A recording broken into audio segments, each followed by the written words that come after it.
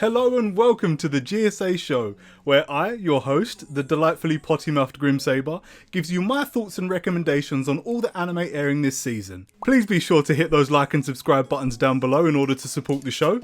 Now without further ado, let's look at fall 2020. Jujutsu Kaisen has been making waves as this season's hype shonen, and that's not necessarily a bad thing.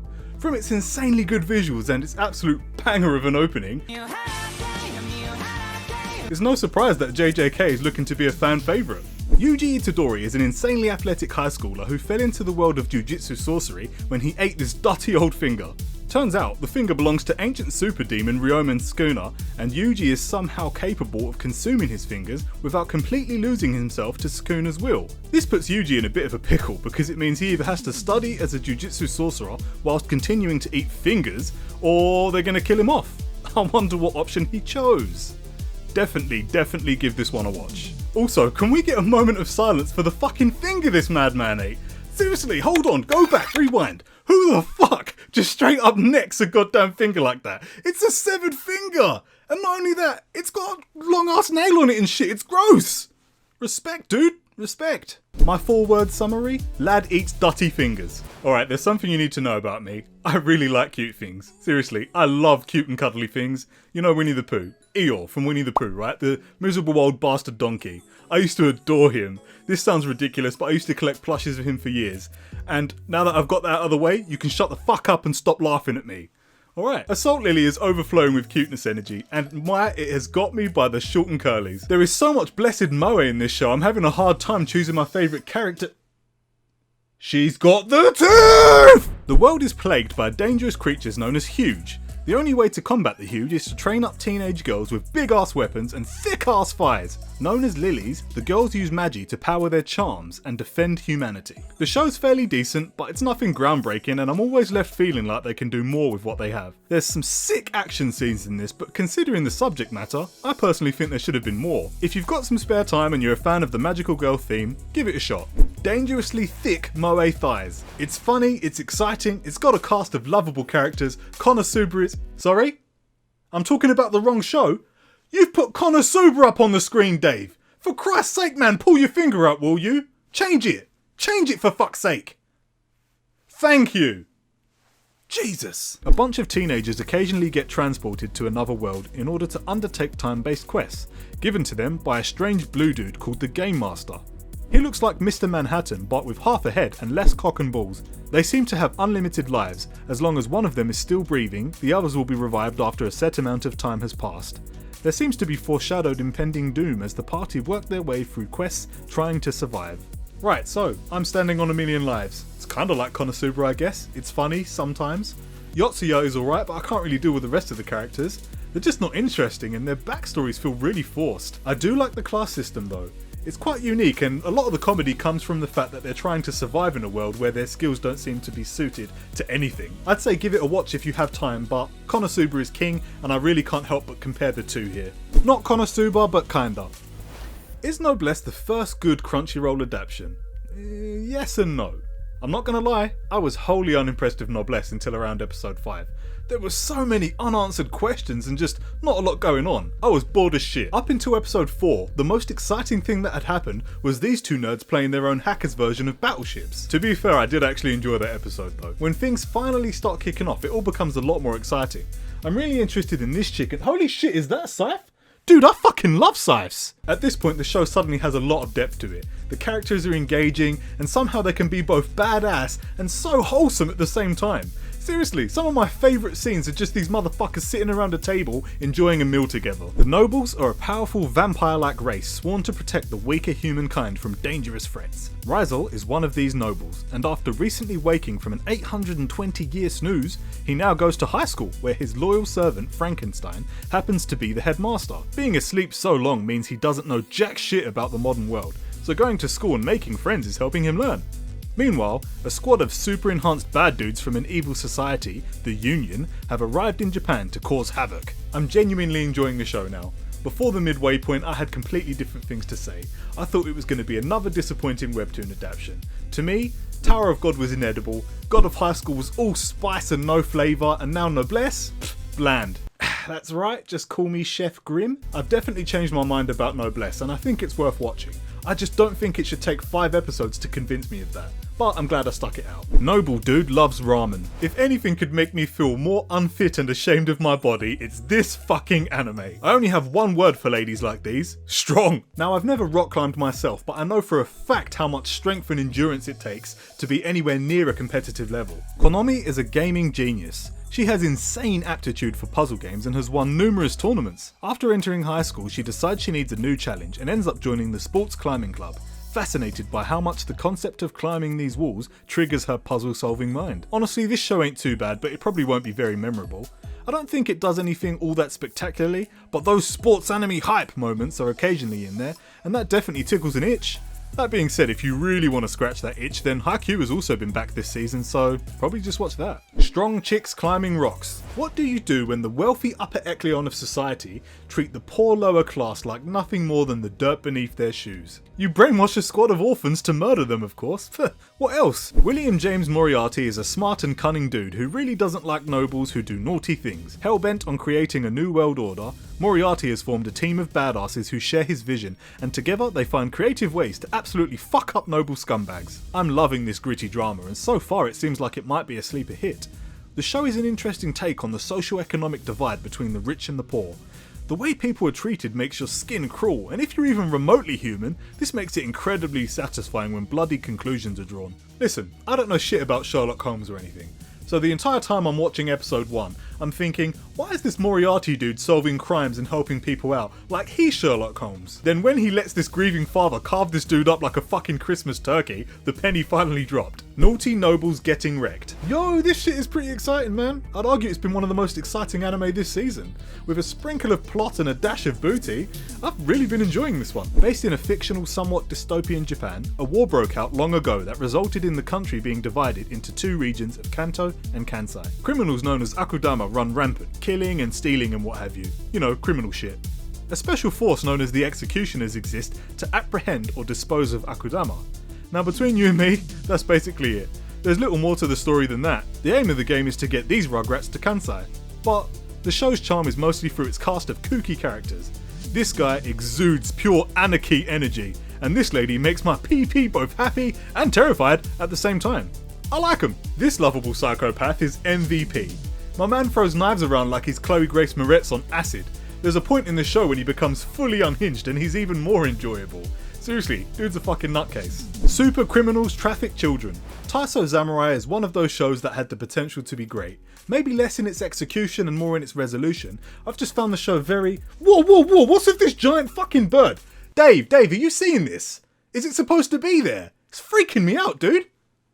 What? It's part of the show? Well, does it have a point? No? Alright then. Jesus, anyway, what was I saying? Oh right, yeah. Unfortunately, I found the show to be criminally boring. Taisou Zamurai is about a single father who is also a world-famous gymnast. Unfortunately, due to a previous injury and the fact that he happens to be getting on a bit in age, he's finding it increasingly difficult to perform and decides to retire. Except he doesn't, and thus, the show follows his life as he goes through one last attempt at a competitive title. I totally feel for the guy. I'm getting on a bit myself, so I can definitely relate. It's all good, my dude. You do you. Aside from the bird, the characters are pretty uninteresting, and whilst the animation is mostly good, the heavy use of CGI during the gymnastics scenes really pulls me out of the zone, man. Seriously, for a show that's based all around gymnastics, the animation for those sequences really needed to be better. And goddamn, I've got to be honest, this dude is doing my nutting. If I hear him end his sentences with Degozaru one more fucking time, I get that the guy is supposed to be speaking in some kind of old school ninja historical Japanese, but it just feels like he says it every 3 seconds and it really started to grate on me. You don't have to tell me, I know I'm being irrational, but Christ. Ponytail man doing flips. Why is this man such a little bitch? He's your typical, oh my god, there's gonna be a girl in my room anime dude. Never mind the fact that he's already married the woman. God forbid they'll do what actual couples do and spend time with each other in their own home. Oof, that shit really winds me up. Nasa grew up getting the piss taken out of him for his funky name. Due to this, he dedicated his life to working hard and getting super smart, allowing him to get into any school of his choice. However, when he spots a cute girl across the road, his dick takes over and he walks into oncoming traffic. Luckily for him, the cute girl has the reflexes of a ninja and she saves his life. After that, Nasa falls in love with her and she agrees to be with him on the condition they get married. She then disappears for years, effectively ruining his life, until she turns up on his doorstep one day to fulfill their promise. My man finally makes a fucking move in episode 4. He plucks up the courage in a moment of passion and lands one right on her lips. Sure, it was just a kiss, but that's got to be like fingering someone on a park bench by Japanese standards, right? Dave, can I say that? Well, I've said it now. Jokes aside, it's scenes like this that make the whole show so wholesome to watch. And yeah, while I find a lot of the setup hard to believe, I definitely get the appeal. Married at Traffic Collision. I'm not totally sold on this one. It's got some good points and some interesting plot development. I don't hate where the story's gone, the pacing's okay, and the story does a pretty good job of answering your questions without leaving you with too many more completely pissing you off. I think that kind of sums it up really. It's genuinely okay. I feel like this can be said for most of the anime this season. Everything's just kind of mid. The Wahrheit Empire rules the land with a strict ban on the carrying of weapons. However, monsters and other threats are still a problem, which puts a lot of pressure on the common people. Rebel Group Headkeeper take it upon themselves to smuggle weapons and give the people a fighting chance, whether that means going toe to toe with soldiers of the Empire or not. That's exactly how this poor bastard Anumio got involved with them, when his delivery truck was accidentally loaded with some of that sweet illegal cargo. Now he finds himself right in the middle of things as Empire secrets come to light and there is far more at stake than meets the eye. Anyway, the most important thing to know is that this guy gets Psychopath of the Season, and is it any surprise when he's voiced by Kenjiro Tsuda, the very guy who brought these motherfuckers to life? Seriously, the guy's voice is perfect for unhinged killers. Officer, that ain't mine. From Jun Maeda, who brought us the likes of Charlotte and Angel Beats, comes Kami-sama, and I really wanted to like this one more. My boy Yota is your run-of-the-mill teenager who is happily enjoying his summer vacation, when a young girl dressed like a nun appears and tells him that she is a god and the world is going to end in 30 days. Naturally, he doesn't believe her bullshit and thinks she's just an imaginative kid. But somehow her insane ability to predict things results in her living at his house. And now the two of them embark on daily adventures with his friends and family, all whilst doomsday is on the horizon. Don't get me wrong, there's a lot that's good about it, such as a decent OST and some real serious emotional value out of stories such as episode 5. Seriously, this episode fucked me up. I don't know if it's because I'm a dad now and family trauma hits different, but my god, I was tearing up like a little bitch. Apparently, the world's ending. Oi, these dudes can spit! At first I wasn't feeling this show, but some of these rap scenes are actually fire. Pro tip from me though, if you can't speak Japanese, I recommend watching the rap scenes by ignoring the subtitles. I personally found that trying to read the subtitles whilst listening to the music really took me out of the zone and I just kind of missed the flow. A new world order means the manufacturing and use of weapons is completely illegal. Now, when people got beef, they slap each other about with the power of their words using special hypnosis mics. That's pretty much it. I don't know anything about the entire hip mic project that this anime stems from, and I hear that you need some kind of background knowledge on that in order to really enjoy the show. Which makes sense because outside of some decent bars, this show really doesn't have a lot going for it. I'm not invested in the story at all, but if you're into music, why not give it a go and see what you think for yourself.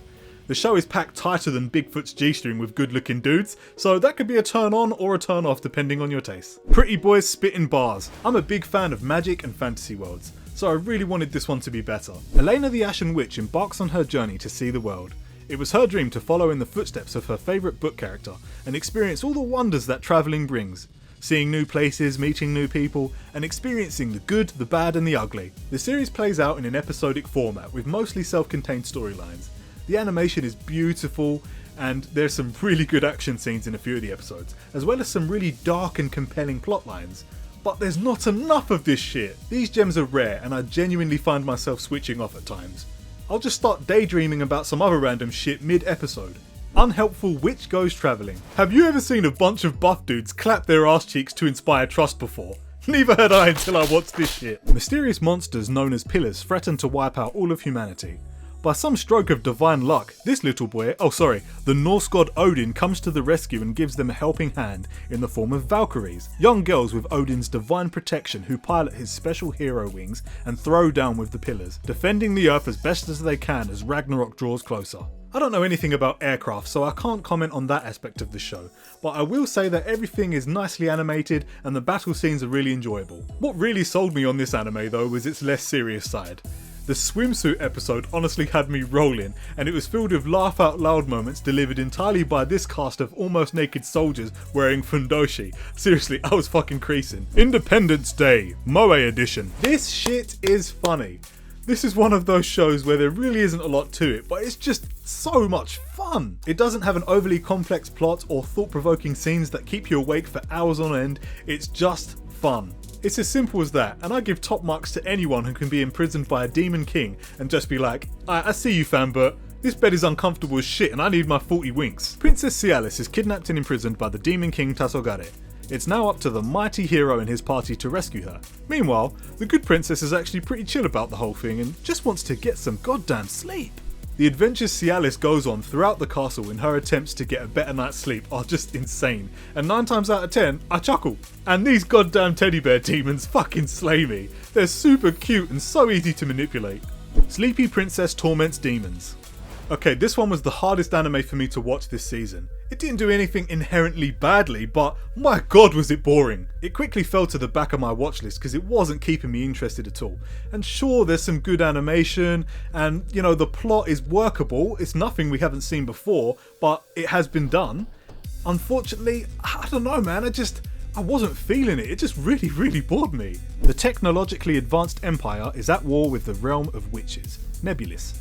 The talented Iska is the youngest knight in the empire to be awarded the military title of Saint Apostle, but my man got himself into a heap of shit for releasing a captive witch, landing himself in prison. Now released by striking a deal, Iska leads his squad in battles against the witches where he eventually goes toe to toe with Alice, the Ice Calamity Witch, second princess of Noblesse. Whilst the two of them might be on opposite sides, they both share the same goals to end the war and bring peace to the nation. I think they dropped the ball hard on this one, and again, it's not really bad, but I just think that after a season of mid-tier anime, they really just slapped this one right in the centre of average. Anime Romeo and Juliet.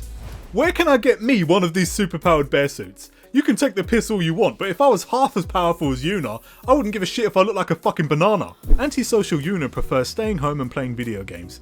Don't we all? Turns out she's also a bit of a genius and appears to have amassed a great fortune trading in the stock market. No need for school, I guess.